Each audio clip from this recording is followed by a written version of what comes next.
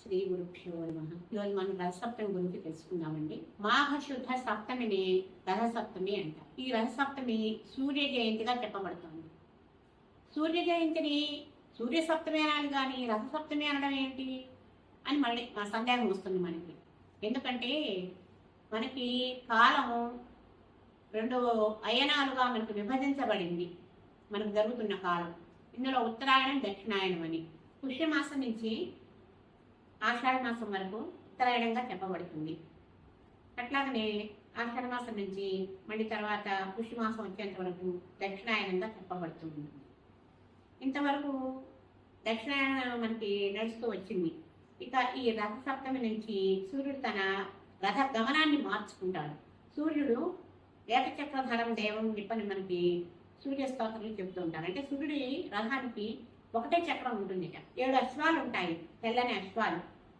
కనుక ఈ రథగమనాన్ని మార్చుకుంటున్నాడు కనుక దీన్ని రథసప్తమి అనే పేరుతో చెబుతూ ఉంటారు. సూర్యుడు జ్ఞానకారకుడు.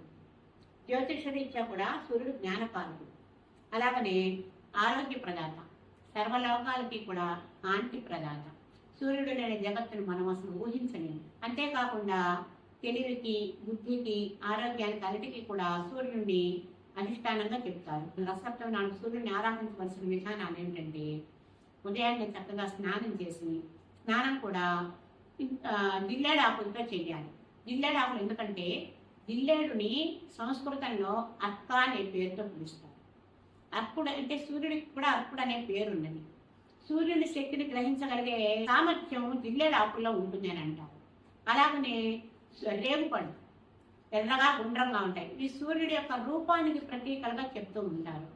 అటువంటి జిల్లేడు ఆకుల్ని, రేగుపళ్ళని శిరస్సు మీద, భుజాల మీద ఉంచుకుని చక్కగా శిరస్నానం చేయటం, స్నానమైన తర్వాత సూర్యుడికి ఒక అర్ఘ్యం సమర్పించడం. అర్ఘ్యం సమర్పించి తర్వాత ఆయనకు నమస్కారం చేసుకుని ఆయనకి ఆరాధన విధానం అండి. సూర్యుడిని ఆరాధన చేసే విధానం చక్కగా తులసికోట దగ్గర, ఇంట్లో అందరిళ్ళలో తులసికోట, తులసి మొక్క ఉంటుంది కదండి, దాని పక్కన శుభ్రంగా అలికేసేసి ముగ్గు వేసి దాని మీద ఆవు పేడ పిడకలతో నిప్పు చేసి దాని మీద కొత్త బియ్యం, ఆవు పాలతో పొంగలి ఉండటం, బెల్లం వేసి చక్కగా వేసిన తర్వాత ఆ పొంగల్ని సూర్యుడికి నివేదన చేస్తారండి. కొంతమంది చిక్కుడుకాయలతో రథాన్ని తయారు చేసి ఆ చిక్కుడుకాయ రథంలో సూర్యుడిని ప్రతీకగా ప్రతిమ ఏదైనా పెట్టుకుని ఆ సూర్యుడిని ఆరాధిస్తారు.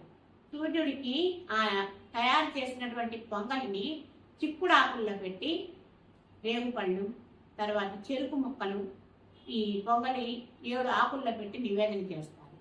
నివేదన చేసి ఆ ప్రసాదాన్ని తీసుకుంటారు. ఈ రకంగా సూర్య ఆరాధన. అంతేకాకుండా సూర్యుడి యొక్క ఆరాధనలో ఎర్రని పువ్వులు, ఎర్రని అక్షింతలు, ఎర్రని వస్త్రాలు, ఇటువంటివన్నీ కూడా ఎరుపు రంగు సంబంధించినవి. ఎందుకంటే సూర్యుడికి రంగు ఎరుపు, అందుకని ఎరుపు రంగుతో సంబంధించినటువంటి ద్రవ్యాలతో ఆరాధన చేస్తారు. ఈయన ఆరోగ్య ప్రదాత అని చెప్పాను కదా. ఈ సూర్యుడిని ఆశ్రయించి పూర్వం కృష్ణుడి కుమారుడైనటువంటి సాంబుడు ఆయన ఆరోగ్యాన్ని పొందాడని చెప్పి చెప్తారు.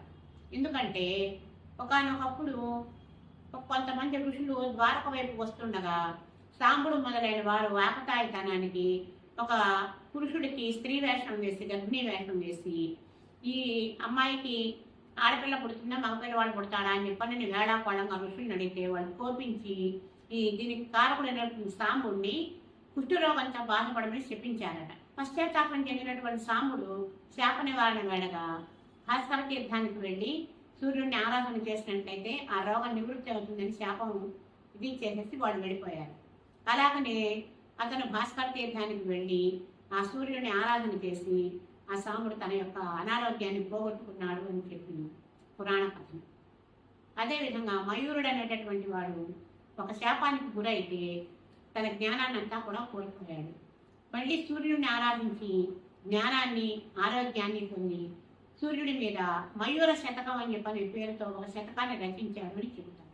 అలాగే యాజ్ఞవల్క్యుడండి, ఆయన గురువు గారి ఆగ్రహానికి గురై తన విద్యలన్నింటినీ కూడా కోల్పోయాడు. విద్యల్ని కోల్పోయి తిరిగి సూర్యుని ఉపాసన చేసి ఆ సూర్యోపాసన ద్వారా తన విద్యలన్నింటినీ మళ్ళీ కనుగొనగలిగాడు. అలాగే హనుమంతుడు కూడా తను వేద విద్యను అభ్యసించుకోవాలని వేద విద్యని అభ్యసించడానికి సూర్యుడిని ఆశ్రయించాడు. సూర్యుడు నా గమనం ఆపడానికి లేదు కనుక నాతో పాటుగా నువ్వు గమనం చేస్తూ ఉండేటట్లయితే నీకు నేను విద్య నేర్పగలను అని చెప్పాడు. అప్పుడు హనుమంతుడు మహామేరు రూపం ధరించి పూర్వాద్రి మీద ఒక పాదం, పశ్చిమాద్రి మీద ఒక పాదం పెట్టి ఆ సూర్యుడితో పాటుగా ప్రయాణం చేస్తూ ఆ సూర్యుడి వద్ద నుంచి వేద విద్యను గ్రహించి నవవ్యాకరణ వేత్త అయ్యాడని చెప్పినది కథనం. కనుక ఈ రకంగా సూర్యుడు జ్ఞానాన్ని ప్రసాదిస్తున్నాడు, జ్ఞానాన్ని, ఆరోగ్యాన్ని. ఈ రోజున చక్కగా సూర్య నమస్కారాలు, తర్వాత సూర్య స్తోత్రం, సూర్య స్తోత్రాలు, ఆదిత్య హృదయ పారాయణ విశేషించి చేస్తే చాలా మంచిది.